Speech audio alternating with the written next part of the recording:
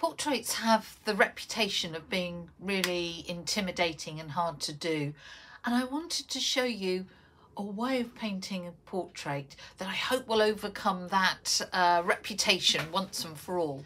And my contention is that as long as you get the tones right in anything, then the actual form will just follow the tones. Colour, not so important, tone is everything. And that a face is just a series of shapes. So this is a great way of just proving that to yourself once and for all. Photo I thought we would use is this one, and I'll put a link in the description. So you're looking for a really high contrast picture to work from, and this one came from Pixabay.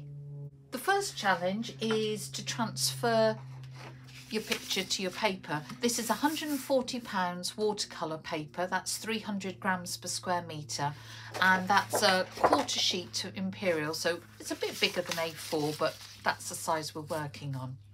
And we've got a couple of options. Of course, if you're confident drawing, you could simply draw the shapes on your paper. But I want this to be about the painting process, so we can trace or transfer it in a different way. Easiest way I find of transferring is to use something like this, and it's a light pad, just thin like a light bulb. And you can certainly get an A4 one probably for sort of £10–15 online. And if you put your image down, paper on top, if you're in a dark room you will be able to see enough to be able to trace it. If you haven't got a light pad, don't worry, just improvise. First of all, just tape your print out to the back of your paper. This is £140 watercolour paper. Put it against a bright window and you can see enough detail to transfer your image really easily. Having transferred my image onto my paper, I've got some colours mixed up, and this was a palette left over from something else I was painting. So it's actually a really good opportunity to clean out a palette and use any colours you want, because it really doesn't matter. What matters is that we get the tones right. So here we've got really dark tones. Some areas they're going to be a little bit lighter. So I think I might go for, I've got some pink here, I think that's Quin magenta, that's Quin gold, that's burnt sienna, and that's alizarin. So I think I'll ignore the blues and purples and we'll have an orangey yellowy red sort of portrait. So I'm going to start, I've got a size 10 brush, and I'm really trying not to think, oh, I'm painting a profile, I'm painting a portrait. I'm just painting shapes. I am checking, because even though I have transferred this, you can transfer things wrong. So I am checking as I go along, and I'm going to keep these edges wet and then drop colours in. And where I can see little light bits from little bits of hair, I'll leave those as white. And if I can't see it, then I won't. So I'm coming down, mixing those colours wet in wet, and I'm looking, in fact that hasn't got a decent enough point on it, so let's just move to a brush with a better point on it, because some of these are quite small shapes. So here the dark of the lip just joins into the dark of the background, and then we've got that lovely light of that bottom lip just being caught before we come into the chin area. And then I think it's quite nice just to sort of have some the background sort of fading off into a sort of random edge to it. You could take it right to the edge if you want. I just quite like it sort of, say, fading off. So then if I come round here, I can see that that light that's been caught on the chin joins with the background again. So that's exactly what I do. I can see there's a tiniest slither of white on underneath the chin, so I'm leaving that, but then it joins again with the dark in there. So I need to make sure that all this is a flowing shape without getting any hard edges in places I don't want them. I've got some really hard edges here. That's just where I want them. While it's wet, I can drop some more colour in. As soon as it's dry or drying, I need to leave it alone.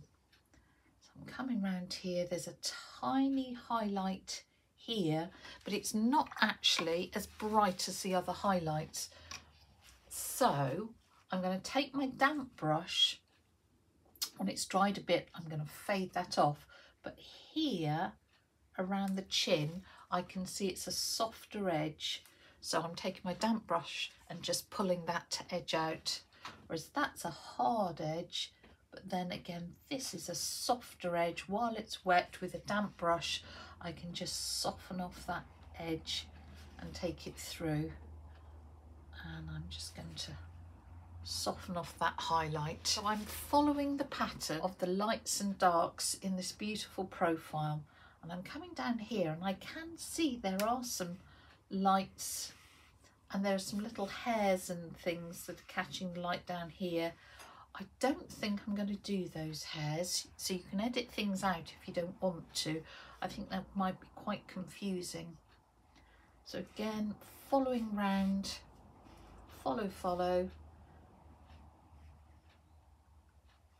and that joins on. Need to make sure that joins on while it's wet enough so I don't get nasty hard edge.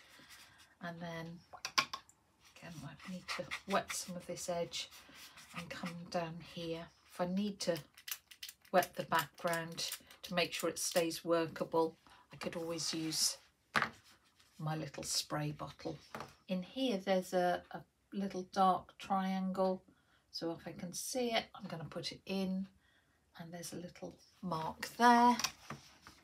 Again, this is a soft edge, so I'm going to use my damp brush just to soften that edge. This is a soft edge here. Just going to use my damp brush there. Just lift. And this is actually not quite as dark, that shape, so I'm using my soft brush just to pull that shape out. I'm wondering actually, I said I wasn't going to use some purple, but I think that would be quite dramatic. So where it's wet, I'm going to drop some purple in just to get things even darker. Then where are we going? We can go up the cheek bone. We're looking at this shadow that comes round. We can't see anything going on in the eye apart from that beautiful little highlight there, which I'm just going to paint round. And then it comes up and joins into the shadow that travels all the way down the side of the nose. So let's do that. It's just the most tiny glimmer of white under the nose, comes down into that shadow. Need to make sure I keep changing up the colours and letting, so we're basically painting a huge shadow shape, and then we just need to see what's going on down here.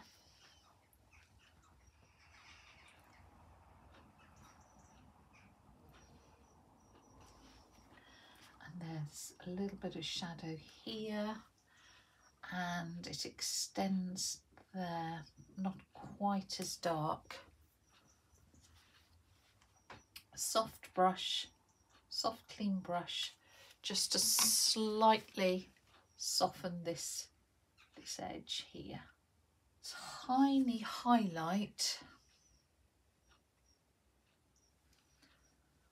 that I can see is the eyelid, so I might just come round there. If you're not sure, paint it in with clean water and then we can drop the colour in.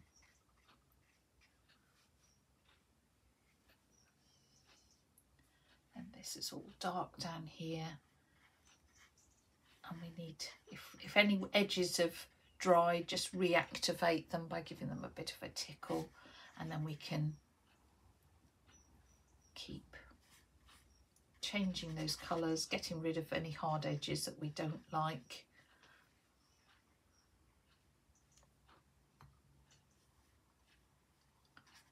Come round.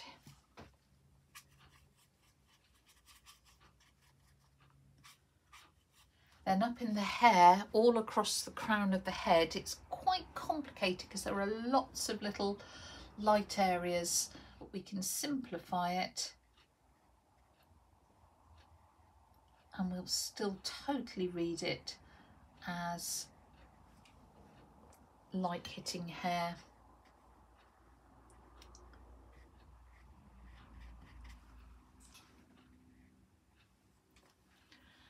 And say, as long as your edges are wet, you can keep working into them.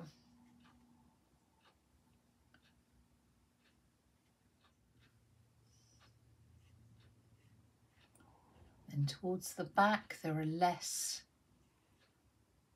highlights as the light fades.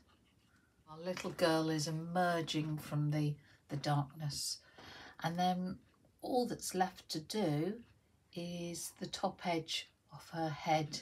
And I think it would be nice if I've got a steady enough hand to have a few of these tiny areas of white just showing where that edge is.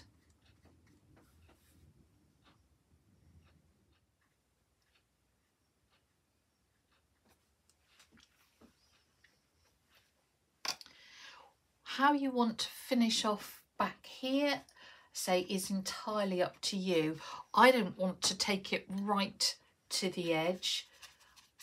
I want to leave some sort of unresolved bits and just make a pleasing shape. But you could take it to the edge of your paper if that's what you want.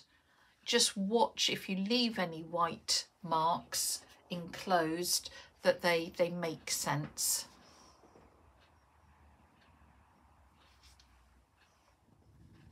Just make sure that you've balanced up colours where they appear and all those transitions as well. Because lifting is going to be hard, maybe I'll use this little short flat brush because it just has got a bit more poke on it. So I'm just softening off a few edges where I see them being a little bit softer. But I don't want to fiddle with this because it is the simplicity that makes it an interesting way of working. If you like the loose splashy look, a few well-placed blobs might be the thing for you. I don't quite like that at the back, so I'm just going to soften that edge. We'll let that dry and then remove the pencil and just see whether we need to refine anything. So there's our little girl. She's all dry. I've rubbed out pencil lines. If you want to, you can use that short flat brush so it's damp, clean, and you could soften off any edges that you think, you know, will enhance the portrait if they're not there, and just soften those edges off. But the whole point of this is that the abstract shapes totally come together to form the portrait. So I wouldn't overwork it and go back into it unless there is a line that you're thinking, oh, that's not quite right. I really do need to sort that out. So I hope you're now convinced that faces are just a whole pile of shapes put together, and that tone is the most important thing rather than colour. And have a go. It's a lovely way of working and produces charming results.